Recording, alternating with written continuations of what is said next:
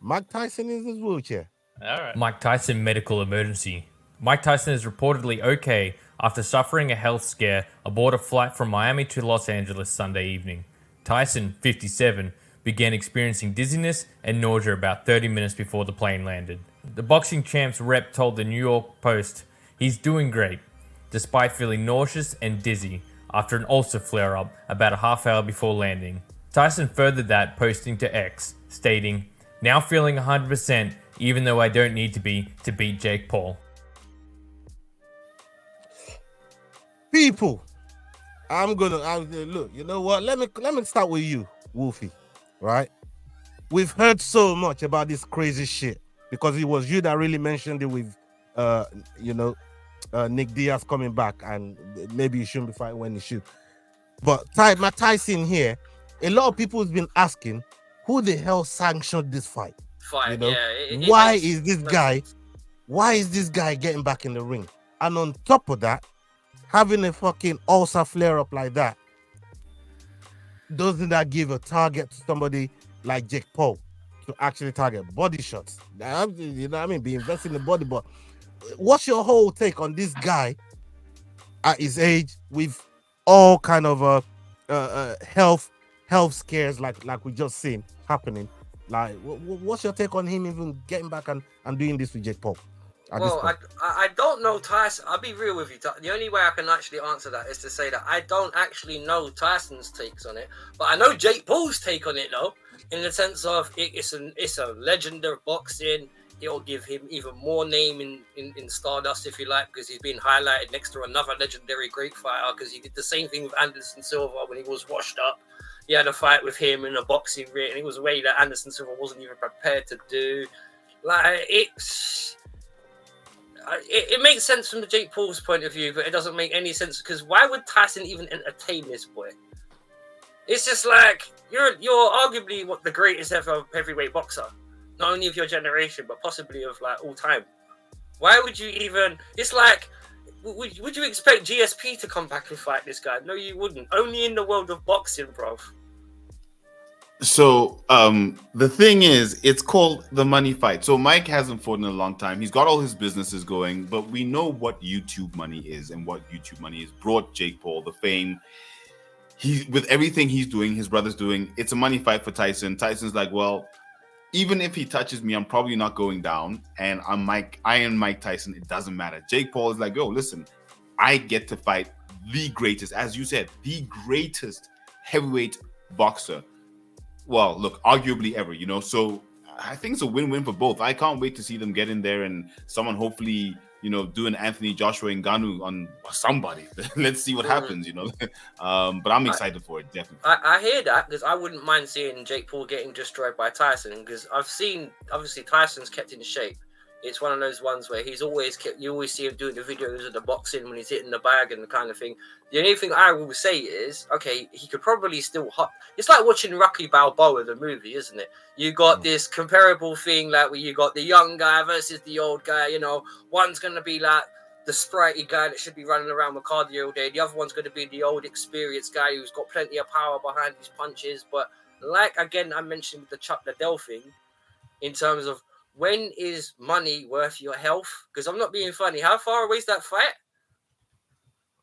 I think That's it's around next the month. corner.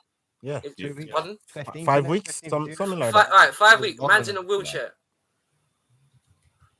You know what I mean? Like, alarm bells are ringing, Willie. Big up shout out to Will, who's not here today, by the way. Excuse the expression.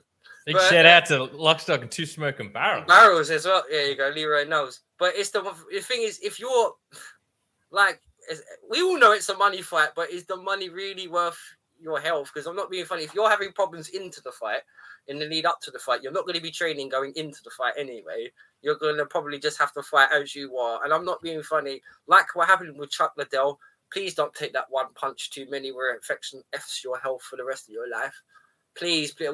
That's the one thing I hate about like certain parts of, if you like, the darker parts of MMA or in boxing over the last 10 years. How many people have come back and it's not tried to go well for them and they've got hurt and they've tried to do it again and it's just off the name.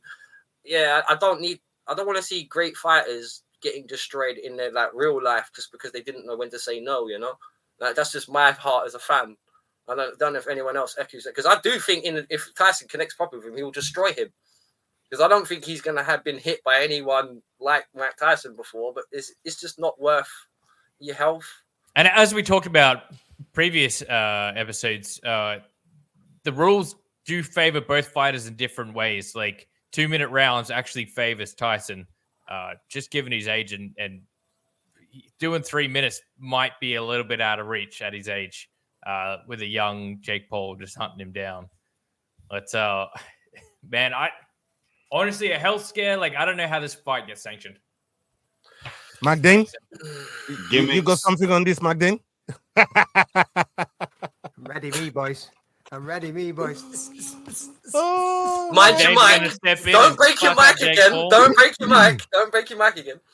I told you I was bragging about this $100,000 setup here. Look at this. Look at this. And there's some nice gloves. Where'd you get them from? Woo! Shout out to big Sadiq Youssef, motherfucker. Yeah, man. Nice, man. Big up Sadiq. Big up Sadiq.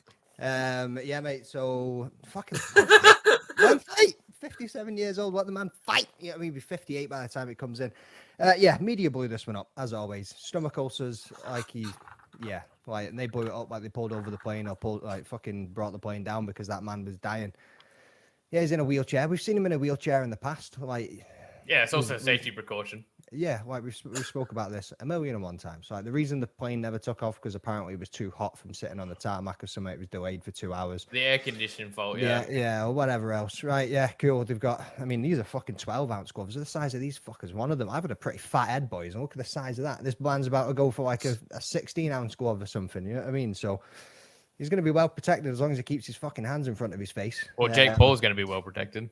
Yeah, like, because again, as we've said before, it's still Mike Tyson. Like, you obviously, Wolfie, a second, you said man's in a wheelchair. Man can still put another man in a wheelchair if he wanted to as well. You know what I mean? Like, yeah, every man's got a plan until he gets hit. You need only look to the last time Tyson made the news on an airplane when he fucked up that bloke who was pestering him. Yeah. Like, mate, it's Mike Tyson at the end of the day. I know he's old. I know what you're saying. Tyson. Yes, it's like, is it for money? You're bloodthirsty. You're bloodthirsty, Jordan. Well, I'll just like sanctioned violence, mate, whatever way it comes. So, like, fuck him, my dog. I just want to read out Rosie's comment here. Rosie says, I think Mike Tyson still thinks he's in his prime and he will be destroyed. I don't rate Jake Paul, but Mike Tyson is done. He's doing this for ego, but mainly money. Big up my Scott sister. Okay. Ayanda, I know you've got to leave because you got early morning start tomorrow. You're in camp. I wanted to talk about your fight real quick. So we're gonna jump on that, and then we'll come back to some of the topics. So we can let you out of here. You've got this fight coming up, EFC 114. It's been a tournament style sort of grand, you know what I mean, like grand tournament style, Grand Prix. That's the word I was looking for. Tournament style sort of situation. So now you found yourself in this position now where with a win you could possibly be fighting for the strap. Can you talk to the people about that, your preparation, how the challenges that your opponent poses to you, and how you see this, what your fans can expect from you, brother? Man, I've been calling for this shot for a long time. I'm glad it's finally come. Look, it's gonna be an amazing fight. I'm not going up against anybody we faced before. It's kind of like a rematch, you know. She won the first time. She played decision. I've grew up as a fighter, you know. I've learned a lot as a fighter, as a person, and EFC 114 most definitely I'll be the one victorious at the end of the fight. If we go the distance, I'll be victorious. I don't see us going the distance. I don't want it to go the distance. I'm finishing the fight. Look, he's an amazing guy. He's a solid fighter, but I'm gonna school him in this fight. I'm gonna show him there's more skills into this. I'll let him win the first fight. The first fight, I'll let him win. We went back, watched the fight so many times. I saw my mistakes. I was like, man, I'll let you win that fight.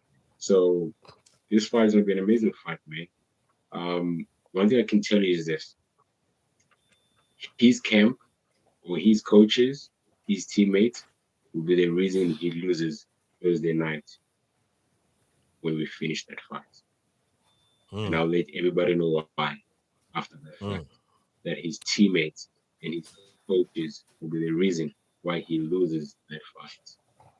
Let me ask you real quick. Strong Are you words. going to I come like back it. on the Fight Week show and tell everybody the reason why he lost this fight, like you just said? 100%. 100%. All right, Ayanda. It's We're gonna hold you to that.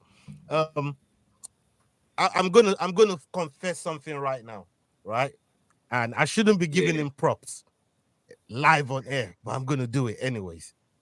I remember the very first time I saw you fight. The fight didn't go your way, and I was talking to my brother here, Leroy, and he says, "Boy, even though the fight didn't go his way, I like him a lot. He's got heart. He's got a lot of heart." This is what Leroy said to you.